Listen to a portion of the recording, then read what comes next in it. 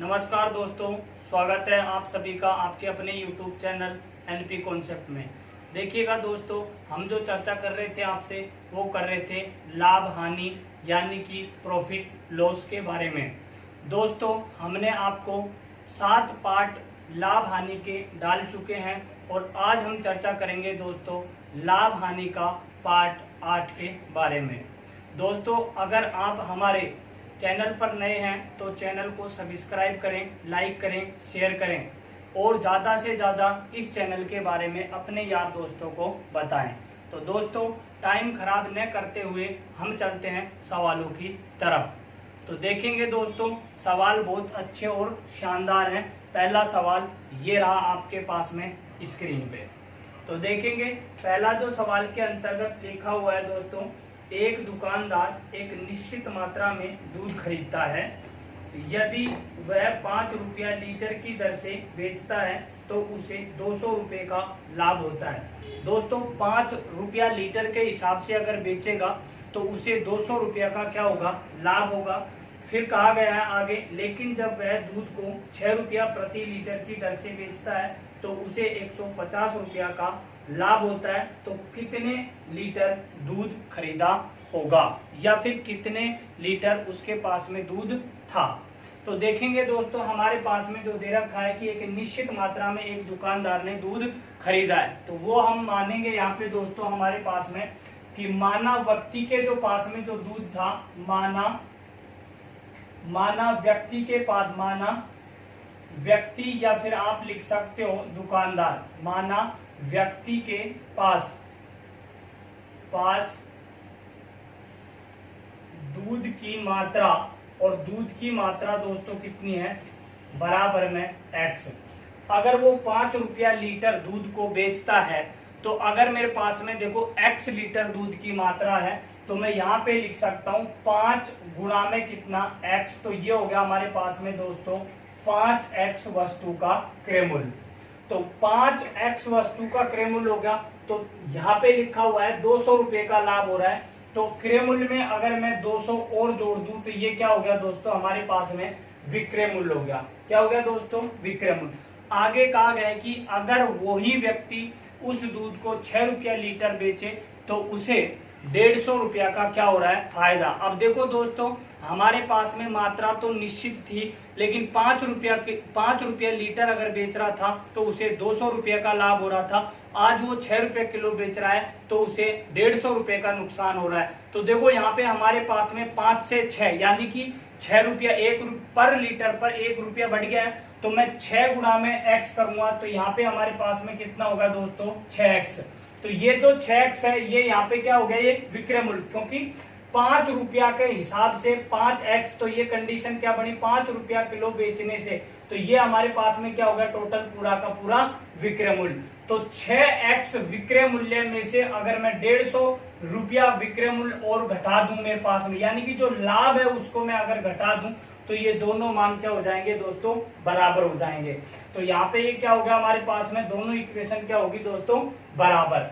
अब देखो ये 6x इधर अगर मेरे पास में जाएगा तो माइनस का कितना x, और ये इधर यहाँ पे जाएगा तो ये 200 प्लस के है, पक्षांतरण कर रहे हैं अपन इनका, तो 200 इधर जाएगा तो बराबर में माइनस का कितना 350। तो माइनस से माइनस, तो x बराबर में क्या होगा दोस्तों, 350 लीटर प्रारंभ में दूध की मात्रा थी। तो मैं आशा करता हूं कि दोस्तों ये चीज आपको समझ में आई होगी जो मैंने आपको यहाँ पे बताई है।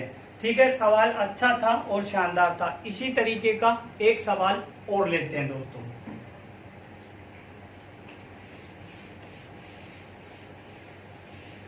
दोस्तों, सवाल के अंतर्गत लिखा गया है हमारे पास में कि एक व्यक्ति निश्चित मात्रा में दूध खरीदता है।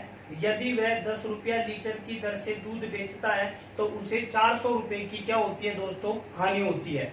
अगर 10 रुपया लीटर बेचेगा तो 400 रुपए की क्या होगी, हानि होगी। तो बात को समझने की कोशिश करें हमारे पास में कि अगर उस व्यक्ति के पास में दूध खरीदा गया था वो कितना था, x, 10 के साथ में मल्टीप्लाई करेंगे तो क्रय मूल्य हमारे पास में, यानी सॉरी विक्रय मूल्य जो होगा हमारे पास में वो कितना होगा उस वस्तु का, और उस वस्तु का जो विक्रय मूल्य होगा हमारे पास में वो कितना होगा, हमारे पास में 10x। कितना होगा, 10x। फिर कहा गया है कि 400 रुपए की हानि होगी हमारे पास में। 400 रुपए की क्या होगी दोस्तों? हानि। अगर मैं विक्रय मूल्य में हानि अगर जोड़ दूंगा तो क्या बनेगा मेरे पास में? क्रय मूल्य। तो विक्रय मूल्य प्लस में कितना हो गया दोस्तों? 400।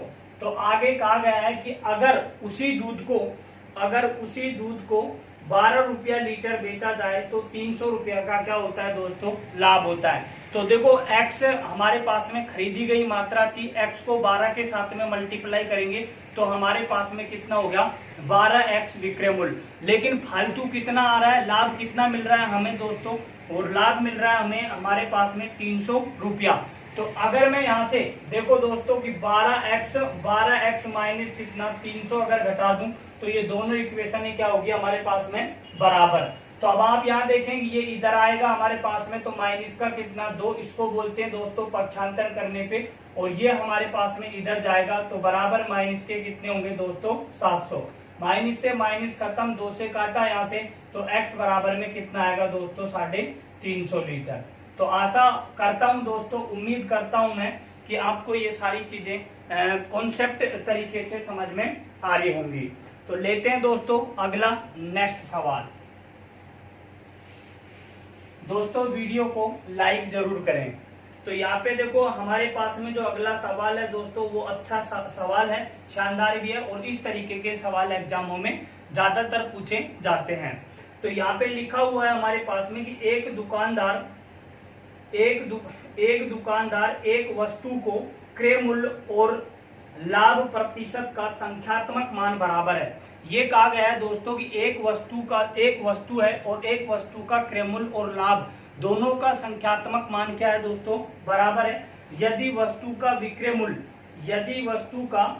मूल्य 144 रुपया हो तो क्रय मूल्य ज्ञात करें। ऐसे सवालों को दोस्तों हमेशा आप दिमाग के अंतर्गत ये सेट करना है कि ऑप्शन से लेना है। तो देखो यहाँ पे लिखा हुआ है, ए ऑप्शन के अंतर्गत लिखा हुआ है हमारे पास में 60, बी के अंतर्गत लिखा गया है 70, और सी के अंतर्गत लिखा गया है दोस्तों 80, और डी के अंतर्गत लिखा गया है दोस्तों 90।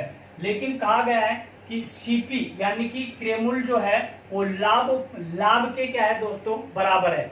क्रय मूल्य और लाभ का जो संख्यात्मक मान है वो क्या है? बराबर है। तो यहाँ पे हमारे पास में क्या करना है हमें कि जाहिर सी बात है ये हमारे पास में देखो क्रय मूल्य भी है और क्या है दोस्तों? लाभ भी है। इसी तरीके से क्रय मूल्य भी है और लाभ भी है। क्यों? क्योंकि क्रय मूल्य और लाभ का संख्यात्मक मान क्या है दोस्तों? बराबर है।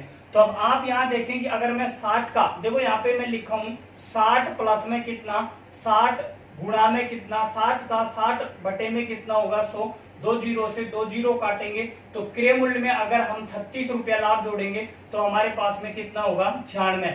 लेकिन हमें दिया हुआ है कि विक्रय मूल्य एसपी जो है वो कितना है हमारे पास में 144। अगर ये 96 जो है हमारे पास में 144 के बराबर है क्या? नहीं है। तो ये ऑप्शन क्या हुआ दोस्तों हमारे पास में? गलत।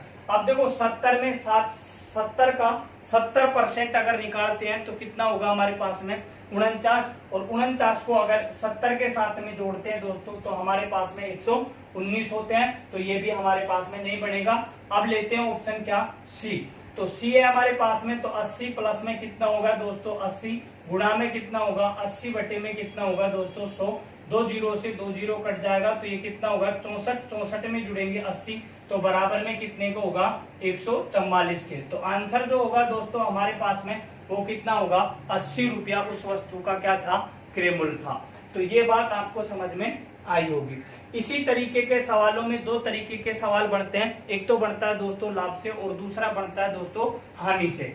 ये चीज आपको बहुत गहन तरीके से दिमाग में बिठानी है। तो ये जो सवाल था हमारे पास में वो किससे था दोस्तों? ये था लाभ से। और अब हम जो चर्चा करेंगे नेक्स्ट जो सवाल की वो करेंगे दोस्तों हानि से। देखते रहिएगा वीडियो को और लाइक करते रहिएगा।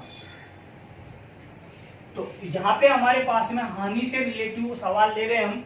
तो अगला जो सवाल है हमारे पास में जो हानि का, उसके अंतर्गत लिखा गया है दोस्तों एक वस्तु का क्रय मूल्य और हानि प्रतिशत के मान आपस में बराबर हैं। यदि वस्तु का विक्रय मूल्य 16 रुपया हो तो क्रय मूल्य ज्ञात करें। तो यहाँ पे ऑप्शन दोस्तों हमारे पास में जो दिए गए हैं वो दिए गए हैं यहाँ पे, वो दिए गए हैं दोस्तों हमारे पास में 60, फिर दिया गया है 70, फिर दिया गया है 80 और फिर दिया गया है दोस्तों नन। क्या दिया गया है, नन। 4 ऑप्शन है, ए बी सी और डी। बात को समझ में आ रही होगी।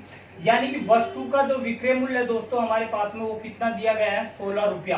कितना दिया गया है, 16 रुपया। और कहा गया है कि क्रय मूल्य और लाभ प्रतिशत का जो मान है वो क्या है, दोनों संख्यात्मक मान बराबर है। तो जब हमारे पास में लाभ होगा तो क्रय मूल्य में वस्तु जो लाभ होगा तो क्रय मूल्य में लाभ जुड़ता है तो हमारे पास में क्या निकल के आता है, एसपी। और जब हानि होता है तो क्रय मूल्य में से हानि को घटा दिया जाता है, क्रय मूल्य में से हानि को घटा दिया जाता है तो हमारे पास में क्या होता है दोस्तों, एसपी।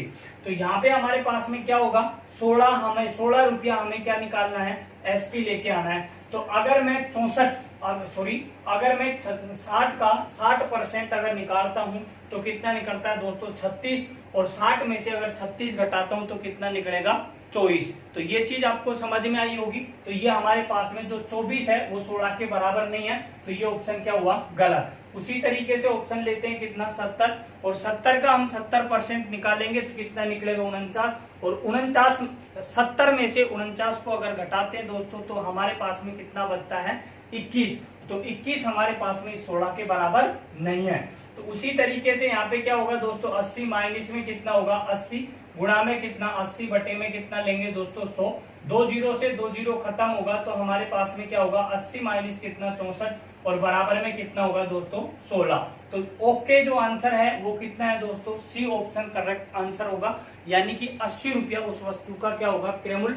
जो हमारे पास में क्रय मूल्य 80 रुपया है और वही 80 रुपया हमारे पास में हानि प्रतिशत होगी, तब उस वस्तु का विक्रय मूल्य कितना होगा, 16 रुपया।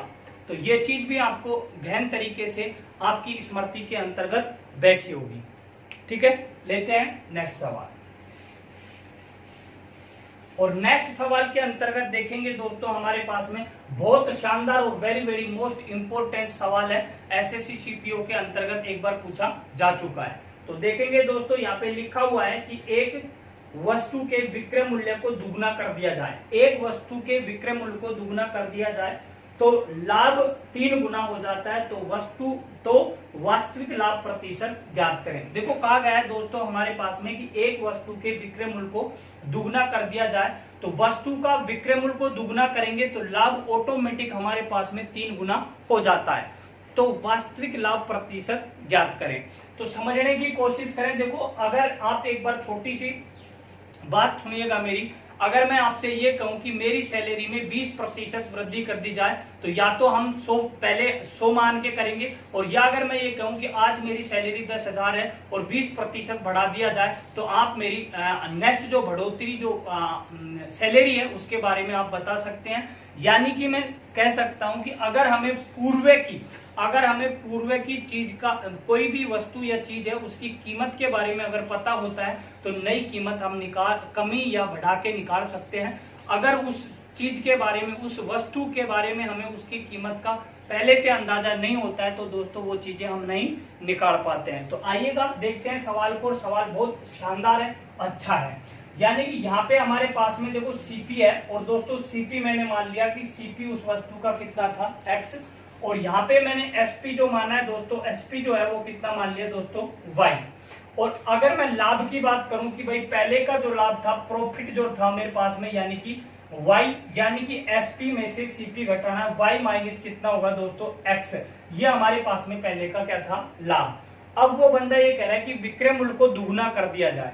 तो भैया अगर हम विक्रय मूल्य को दुगना करेंगे तो ये हमारे पास में 2y हो जाएगा। विक्रय मूल्य को दुगना कर दिया जाए तो लाभ ऑटोमेटिक हमारे पास में कितना होगा, 3 गुना। तो यहाँ पे लिख सकता हूं 3 ब्रैकेट y माइनस कितना होगा दोस्तों, x। ये चीज भी आपको समझ में आ रही होगी। अब ये बंदा ये कह रहा है कि वास्तविक लाभ प्रतिशत ज्ञात करें। तो वास्तविक लाभ प्रतिशत ज्ञात करने के लिए अब आप ये सोचेंगे हमारे पास में, देखो अगर ये मेरे पास में यहाँ से ये मेरे पास में नया विक्रय मूल्य है और क्रय मूल्य तो मेरे पास में पुराना ही रहेगा। अगर मैं नए विक्रय मूल्य में से पुराना क्रय मूल्य घटाऊंगा तो इस लाभ के बराबर इक्वेशन होगी। तो बराबर में क्या होगा दोस्तों, यहाँ से 3 कोष्टक में क्या होगा, y माइनस कितना, x ब्रैकेट बंद। तो यहाँ से क्या होगा दोस्तों, हमारे पास में 2y माइनस में कितना हो गया, x बराबर में 3y माइनस में कितना होगा, 3x। ये चीज आपको समझ में आ रही होगी। ये 3 जो है ये ब्रैकेट वाली अंदर वाली संख्या से क्या हो जाएगा दोस्तों, मल्टीप्लाई। अब आप यहाँ देखेंगे कि ये 3 जो x है वो इधर आएगा हमारे पास में, पक्षांतरण कर रहे हैं तो हमारे पास में क्या होगा दोस्तों, माइनस का y, एक y बचेगा माइनस का, और अगर ये माइनस का इधर हमारे पास में जाएगा दोस्तों तो ये क्या हो जाएगा प्लस का, तो हमारे पास में जो बराबर में माइनस का कितना बचेगा 2y।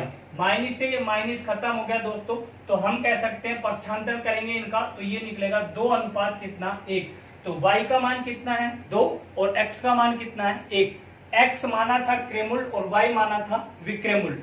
तो अब आप यहाँ देखें कि 2 रुपए की वस्तु बिकी है और 1 रुपए की वस्तु खरीदी है, तो हमें लाभ कितना हो रहा है दोस्तों, और लाभ हमारे पास में कितना हो रहा है 1 रुपए का। लेकिन फर्स्ट वीडियो के अंतर्गत मैंने कहा था आपसे कि लाभ हानि हमेशा किस पे होता है दोस्तों, क्रेमुल पर। तो क्रेमुल कितना है दोस्तों हमारे पास में 1 गुणा में कितना 100, तो यहां से हमारे पास में जो लाभ होगा वो कितना होगा दोस्तों 100% लाभ होगा। कितना होगा दोस्तों 100% क्या होगा लाभ।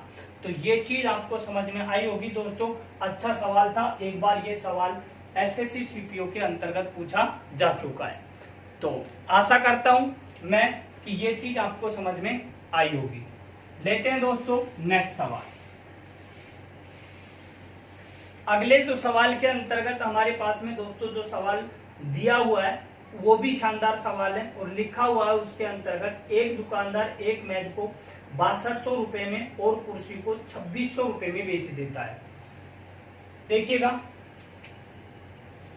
यहाँ पे कहा गया है दोस्तों कि एक दुकानदार है, यहाँ पे कहा गया है कि एक दुकानदार कुर्सी को, एक तो कुर्सी है और दूसरी हमारे पास में दोस्तों क्या है मेज।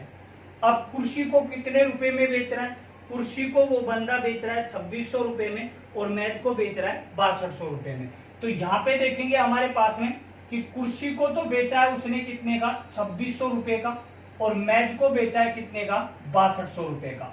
फिर आगे क्या कहा गया है दोस्तों, आगे ये कहा गया है हमारे पास में कि उसे कुल पर 10% क्या होता है लाभ होता है। 6200 रुपए में तो बेची है हमारे पास में मेज और 2600 रुपए में बेची है दोस्तों क्या कुर्सी, तो उसे कुल पर 10% का क्या होता है लाभ होता है यदि वह मेज को 6000 रुपए में बेचे। देखो 10% यहाँ पे क्या हो रहा है हमें लाभ। अब आप यहाँ देखेंगे कि अगर मैं 2600 के अंतर्गत इस 6200 को जोड़ता हूं दोस्तों तो मेरे पास में यहाँ पे निकल के आता है एसपी, दोनों वस्तुओं का एसपी। यहाँ पे लिख देता हूं मैं दोनों वस्तुओं का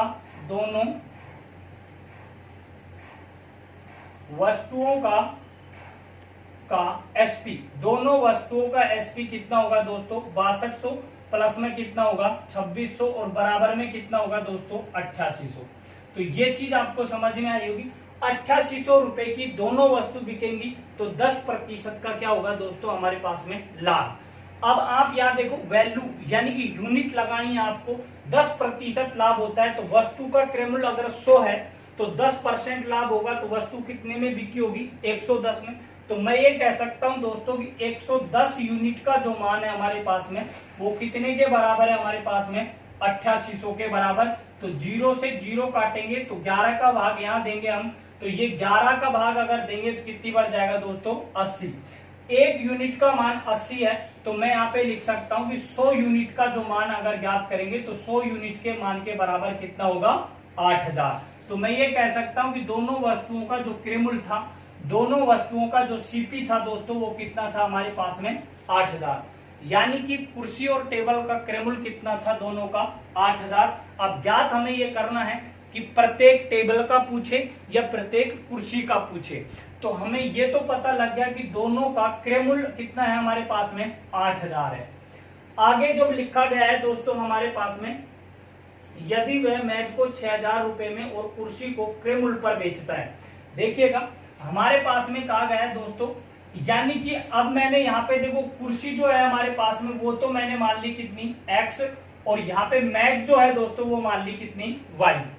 यहाँ पे जो कुर्सी थी वो तो x मान ली और यहाँ पे मेज जो का क्रेमुल है वो कितना मान लिया y। अब यहाँ पे लिखा हुआ है हमारे पास में कि मेज को कितने में बेच रहा है वो 6000 रुपए में। तो यहाँ पे मैं ये कंडीशन लिख सकता हूँ दोस्तों, मेज को 6000 रुपए में बेच रहा है तो यह मेज का नाम क्या है हमारे पास में y। तो मैं यहाँ पे लिख सकता हूँ x प्लस में 6000 रुपए में बेचेगा तो x प्लस क्या हो गया 6000 बराबर में लिखा गया है हमारे पास में कि 6,000 रुपए में बेचता है और कुर्सी को क्रय मूल्य पर बेच देता है, तो ऐसा करने से उसे 12.5% का क्या होता है, लाभ। तो मैं यहाँ पे लिख सकता हूँ कि जब क्रय मूल्य हमारे पास में दोनों वस्तुओं का कितना है 8,000, तो 12.5% लाभ होगा। तो मैं यहाँ पे लिख सकता हूँ कितना दोस्तों, 8,000 का 112.5 बटे में कितना 100, और पॉइंट अगर हटेगा तो कितना नीचे हो जाएगा 1000। अब देखो 3 जीरो से 3 जीरो कट गया, 8 को अगर मैं 1125 के साथ में मल्टीप्लाई करता हूं तो दोस्तों कितना निकलता है हमारे पास में 9000। तो मैं यहाँ पे लिख सकता हूं दोस्तों x प्लस में कितना 6000 बराबर में कितना होगा हमारे पास में 9000, और इसको अगर इधर लेके जाएंगे पक्षांतर करने पे तो यहाँ पे x बराबर में कितना होगा दोस्तों 3000। तो x किसका मान माना था अपन ने, x माना था कुर्सी का, यानी कि कुर्सी का जो क्रय मूल्य था दोस्तों वो कितना था 3000, और मैं ये टोटल हमारे पास में क्रय मूल्य कितना था 8000। तो अगर मैं यहां से 8000 में से 3000 घटाता हूं तो मेरे पास में मैच का क्रय मूल्य निकलेगा। तो मैं ये कह सकता हूं कि y बराबर में कितना होगा हमारे पास में 5000। तो आशा करता हूं दोस्तों, मैं आपसे उम्मीद करता हूं कि ये चीज आपको समझ में आई होगी। अच्छा सवाल था, शानदार सवाल था। यानी कि आप 3000 रुपए की जो वस्तु थी वो क्या थी हमारे पास में कुर्सी, जिसका क्रय मूल्य कितना था 3000, और 5000 रुपया हमारे पास में टेबल का क्रय मूल्य था। तो ये चीज आपको समझ में आई होगी। लेते हैं दोस्तों अगला सवाल।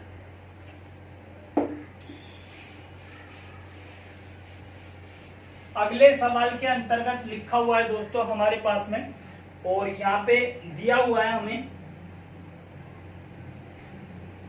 ए दुकानदार अपनी वस्तु को 20% लाभ पर बी को बेचता है। ए दुकानदार अपनी वस्तु को 20% लाभ पर बी को बेच देता है। तो वही अनुपात समानुपात से रिलेटिव है। ए अनुपात क्या हो गया दोस्तों बी। अगर ए 100 रुपए की वस्तु खरीदता है किसी से तो बी को 20% लाभ पे बेचता है, तो ये कितना हो गया 120। आगे देखते हैं क्या लिखा हुआ है। आगे लिखा हुआ है हमारे पास में कि बी उस वस्तु को 25% लाभ पर सी को बेच देता है। तो बी जो है हमारे पास में ये बी है, और अनुपात क्या हो गया सी। बी है जो 25% लाभ पर सी को बेच देता है, तो बी का मूल्य 100, तो इसका कितना हो गया 125।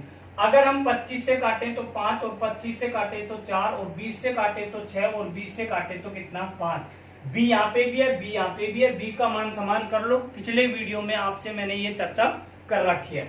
तो गुणा में अगर मैं यहाँ से कितने से कर दूं 3 से, और यहाँ से कितने से कर दूं 2 से, तो बी का मान यहाँ पे क्या हो जाएगा दोस्तों समान। तो मैं लिख सकता हूँ ए अनुपात बी अनुपात क्या हो जाएगा सी।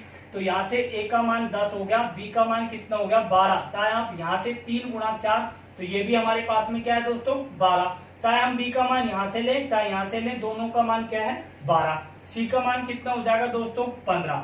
फिर आगे क्या लिखा हुआ है, आगे हमारे पास में दे रखा है दोस्तों कि सी का क्रय मूल्य 225 रुपया हो तो ए का क्रय मूल्य ज्ञात करें। सी जो भुगतान जो कर रहा है, सी जो खरीद रहा है वो 225 रुपए में खरीद रहा है, सॉरी ए जो 225 में खरीद, एक मिनट, सी का जो क्रय मूल्य है वो कितना है 225, तो ए का क्रय मूल्य ज्ञात करना है। तो अब आप यहाँ पे देखेंगे हमारे पास में कि जो सी है जो यहाँ पे कितना क्रय मूल्य है 15 रुपया, और प्रश्न में कितना दिया है 225, तो मैं डायरेक्ट लिख सकता हूँ 225 की जो वैल्यू है वो कितनी है दोस्तों 15, गुणा में ए का मान ज्ञात करना है। तो ए कितना भुगतान कर, ए का कितना क्रय मूल्य है 10, तो यहाँ से कितना हो गया दोस्तों 10। 15 एक और 15 से कितना 15, 15 गुणा 10 करेंगे तो 150 रुपया वस्तु का क्रय मूल्य होगा किसके पास में, ए के पास में। तो आशा करता हूं दोस्तों ये चीज आपको समझ में आई होगी और आपकी स्मृति में ये चीज ऐड हुई होगी। तो लेते हैं दोस्तों अगला सवाल नेक्स्ट।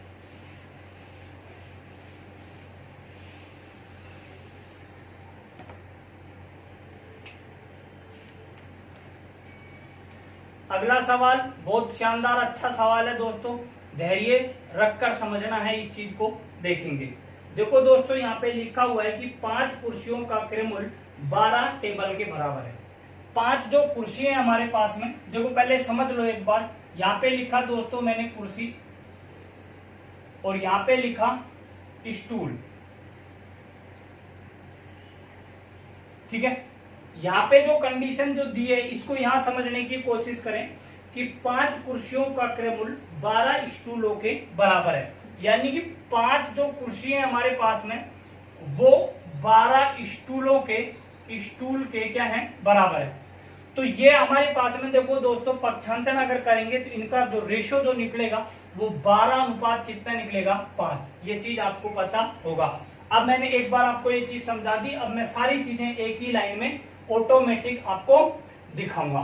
तो अब देखो यहाँ पे हमारे पास में डायरेक्ट लिखा था कि 5 कुर्सियों का जो मूल्य है वो 12 टेबलों के बराबर है। तो मैं डायरेक्ट लिख सकता हूं 12 अनुपात कितना दोस्तों 5।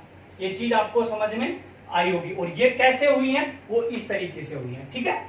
अब आगे देखेंगे, आगे लिखा हुआ है हमारे पास में कि 7 जो स्टूल हैं उनका जो क्रय मूल्य है वो 2 मेजों के बराबर है। 7 स्टूल, तो यहाँ पे लिखा हुआ है स्टूल 7 स्टूल, और यहाँ पे अगली जो कंडीशन पे दिया है 7 स्टूल का क्रय मूल्य 2 मेजों के बराबर है। यहाँ पे क्या है मेज। अब देखो 7 स्टूल 2 मेज, तो 2 अनुपात कितना हो गया दोस्तों 7। फिर आगे क्या लिखा हुआ है, आगे लिखा हुआ है कि 3 मेज का क्रय मूल्य 2 सोफों के बराबर। 3 मेज जो है वो 2 सोफों के बराबर है। तो मैं लिख सकता हूं 2 अनुपात कितना दोस्तों 3। फिर आगे कहा गया है दोस्तों हमारे पास में यदि 5 सोफों का मूल्य 8750 रुपए है, यानी कि हमारे पास में 5 सोफे हैं और 5 सोफों का मूल्य 8750 रुपए है। तो ज्ञात करें हमारे पास में कि 6 सोफों का एक कुर्सी का क्रय मूल्य क्या होगा। एक कुर्सी का क्रय मूल्य क्या होगा, एक कुर्सी का क्रय मूल्य ज्ञात करें। अच्छा सवाल है। अब देखो यहाँ पे ये तो होगी हमारे पास में डिटेल होगी दोस्तों।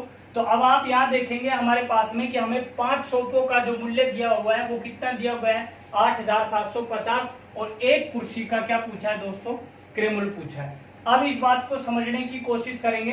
तो देखें यहाँ पे देखो हमारे पास में जो कंडीशन है, देखो मेज से मेज कट गया, स्टूल से स्टूल कट गया, तो हमारे पास में जो अनुपात निकल के आया वो निकल के आया दोस्तों कुर्सी अनुपात किसका सोफे का। क्लियर हुई बात यहाँ तक।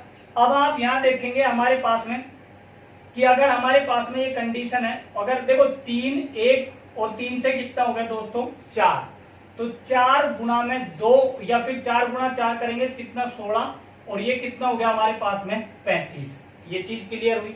अब आप देखो यहाँ पे हमारे पास में सोफे का अनुपात कितना है 35, एक सोफे का मूल्य कितना है 35, तो यहाँ पे कितने सोफे का मूल्य दिया हुआ है 5। अगर मैं 35 को 5 से मल्टीप्लाई कर दूं तो मैं ये लिख सकता हूं कि 35 गुणा 5 बराबर में 8700 कितना होगा दोस्तों 50। तो आप यहाँ देखेंगे मेरे पास में कि एक सोफे का मूल्य अनुपात में कितना है 35, तो 5 सोफों का ज्ञात करना है, तो 35 गुणा में कितना 5, यूनिट जो बराबर है दोस्तों, यूनिट जो बराबर है हमारे पास में वो 8700 किसके है 50 के। ये चीज अब 35 गुणा में 5 करेंगे तो 175, 175 से ये कटेगा दोस्तों हमारे पास में 50 बार। कितनी बार कटेगा 50 बार। एक यूनिट का मान कितने के बराबर है 50 के बराबर है। एक यूनिट बराबर कितना है दोस्तों 50। तो अब आप यहाँ देखें कि कुर्सी का जो एक कुर्सी का मूल्य है वो कितना है हमारे पास में 16। तो मैं यहाँ लिख सकता हूं एक कुर्सी का क्रय मूल्य बराबर में कितना होगा 50 गुणा में कितना 16, और ये हो गया दोस्तों हमारे पास में 800 रुपया। यानी कि मैं कह सकता हूं कि एक कुर्सी का जो क्रय मूल्य होगा हमारे पास में वो कितना होगा दोस्तों 800 रुपया। तो आशा करता हूं दोस्तों ये चीज भी आपको समझ में आई होगी। लेते हैं अगला सवाल।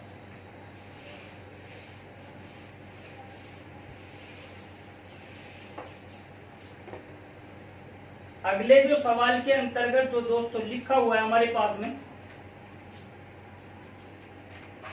वो लिखा गया है इसी तरीके का एक सवाल और लेते हैं दोस्तों। अच्छा सवाल है। देखो 10 कुर्सियों का क्रय मूल्य 20 स्टूलों के क्रय मूल्य के बराबर है। 10 कुर्सी का जो क्रय मूल्य है 20 स्टूलों के बराबर है। 10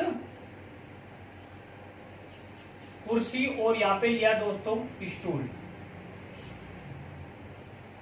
यहाँ पे लिखा हुआ है हमारे पास में कि 10 कुर्सियों का क्रयमूल्य 20 स्टूल के बराबर है, तो ये अनुपात उल्टा हो जाएगा, तो यहाँ पे होगा 20 अनुपात कितना दोस्तों 10।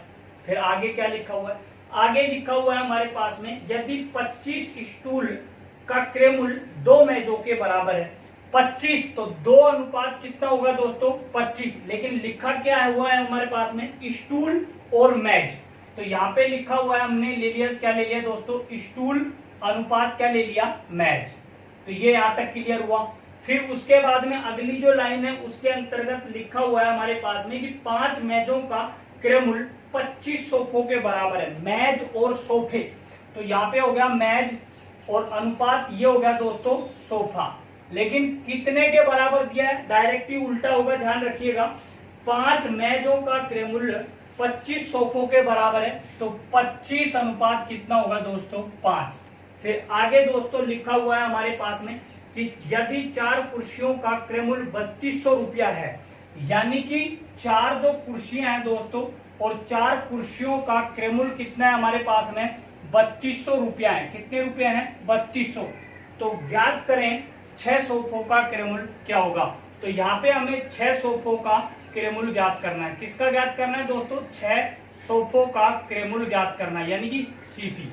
तो ये था दोस्तों हमारे पास में इस सवाल के आंकड़े, तो आपको ये चीज समझ में आई होगी। अब आप यहाँ देखेंगे कि देखो हमारे पास में, यानी कि देखो मैच से मैच खत्म हो गया, क्लियर, स्टूल से स्टूल खत्म हो गया, तो अब हमारे पास में क्या निकल के आया दोस्तों कुर्सी अनुपात क्या बचा दोस्तों सोफा, और यहाँ पे जो कंडीशन है देखो 5 से देखो 25 से 25 खत्म हो गया दोस्तों, 5 1 और 5 कितना हो गया 4, 2 से ये 2 काटा तो कितना हो गया 5, तो अनुपात निकला 4 अनुपात कितना 5, ये चीज भी आपको समझ में आई होगी। अब आप यहाँ देखें कि हमारे पास में 4 कुर्सियों का क्रयमूल्य कितना दिया हुआ है 3200, लेकिन एक कुर्सी का क्रयमूल्य कितना है दोस्तों 4 रुपया, एक कुर्सी का क्रयमूल्य 4 रुपया है, तो 4 कुर्सियों का क्रयमूल्य कितना होगा 3200, तो मैं लिख सकता हूं दोस्तों यहाँ से 3200 नहीं सॉरी 16, कितना हो जाएगा 16, भाई 4 गुना कितना होगा 4, तो मैं लिख सकता हूं कि 16 यूनिट बराबर में कितना होगा 3200, तो 16 1 और 16 32 से कटेगा कितनी बार 200 बार, तो 1 यूनिट का मान कितना है दोस्तों 200। तो अब आप यहाँ देखेंगे हमारे पास में कि 1 यूनिट का मान हमारे पास में कितना है 200, तो 1 यूनिट का मान 200 है, तो कितने सोफों का चाहिए हमें 6 सोफों का, तो एक जो यूनिट का मान कितना है 200, तो किससे मल्टीप्लाई, एक सोफे का मूल्य कितना है हमारे पास में 5, तो मैं यहाँ पे लिखूंगा दोस्तों सोफा बराबर में 200 गुणा में कितना 5, क्लियर आ रही है बात। लेकिन ये कितने का हुआ 1 का हुआ, 1 का 1000 है, तो 6 का कितना होगा 6000, तो मल्टीप्लाई कितना 6 बराबर में लिख सकता हूं दोस्तों 6 सोफों का क्रयमूल्य कितना होगा 6000। आशा करता हूं दोस्तों ये चीजें आपको सारी समझ में आई होंगी, अच्छे सवाल थे एग्जाम की दृष्टि से, वेरी वेरी मोस्ट। अगर दोस्तों हमारी वीडियो आपको पसंद आती है तो वीडियो को लाइक करें, शेयर करें, लेकिन चैनल को सब्सक्राइब आपको जरूर करना है। धन्यवाद।